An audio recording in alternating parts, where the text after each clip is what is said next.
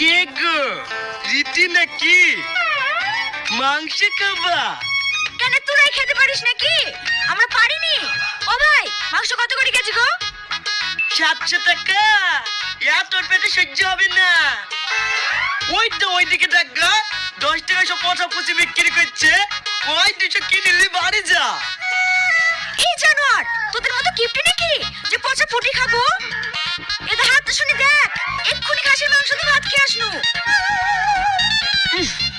এত শক্তিশালী গ্যাস করছে রে। কি বললি? তোর এত বড় স্পর্ধা, একটা মেয়ে হয়ে তুই